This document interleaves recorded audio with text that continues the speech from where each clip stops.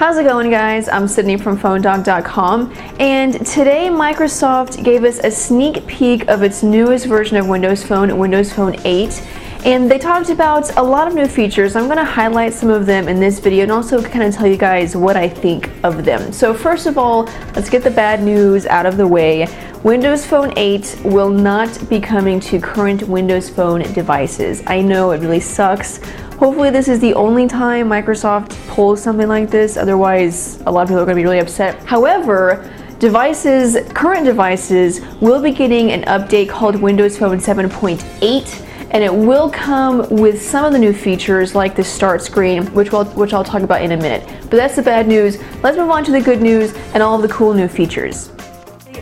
So first of all, a big thing is that Windows Phone 8 will officially support multi-core processors, and the cool thing is that not only will it support dual-core processors and quad-core processors, but it'll support virtually any number of cores they eventually use, all the way up to 64 cores if we eventually use that. So it's future-proof, which is nice, but it also means that this fall we will have dual-core processors in Windows phones or quad-core processors if manufacturers decide to do that.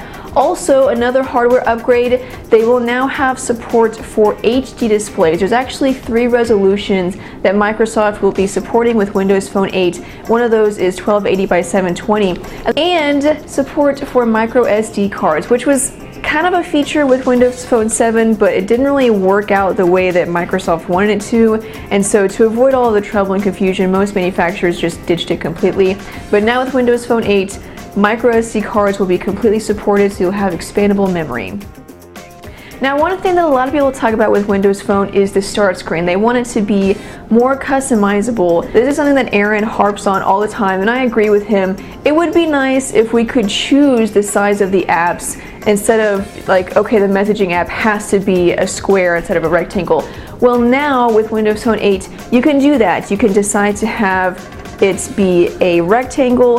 There's actually 3 sizes. You can have the rectangle, the square, and then there's an even smaller size for the apps that maybe you don't use too much, you don't need a whole lot of information, you just kind of want a little shortcut there on your start screen. You can use one of those 3 app sizes, and then that gap on the right side of the home screen where there was the arrow to slide over to the complete list of your apps, that's gone. So now those live tiles, they take up the entire start screen. Personally, I kind of don't like this. It might take a little bit of getting used to because now it just seems more cluttered to have tons of tiles that are all different sizes taking up the entire screen. The cool thing will be whenever developers start taking advantage of these new sizes, will they have different functionalities or different features for the larger live tiles or for the smaller live tiles? That'll be pretty cool to see. Now, you guys probably know by now that Microsoft and Nokia partnered a while back, came out with some pretty cool Windows Phone devices, the Lumia 900, probably the best Windows Phone device on the market. But now they're doing even more with this partnership because starting with Windows Phone 8, all Windows Phone devices will use Nokia Maps as the first-party Maps application. So Bing Maps is gone.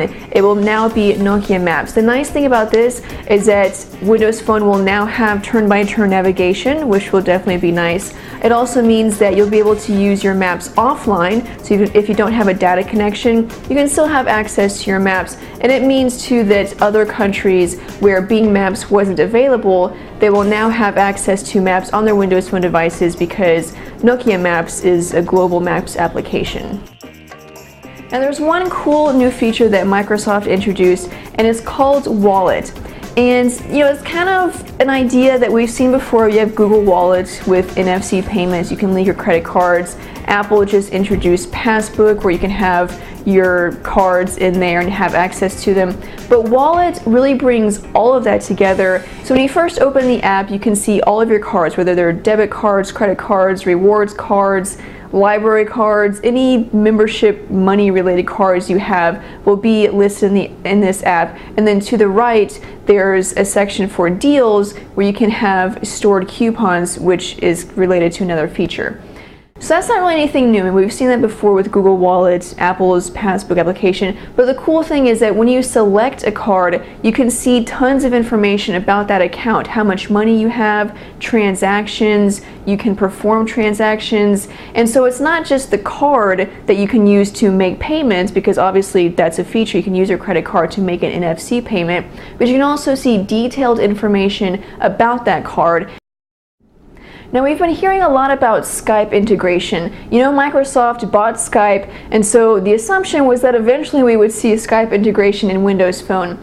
Microsoft detailed that yes, there would be some sort of Skype integration, but it's not exactly what everyone thought. The way it works is that any VoIP application can plug into the Windows Phone calling feature so that it basically becomes integrated into the software.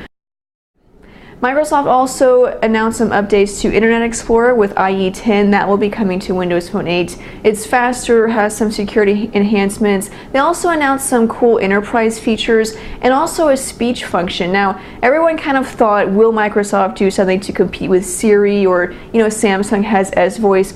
Well, Microsoft did do something to compete with that, but they did it in a way that really I don't think anyone was expecting.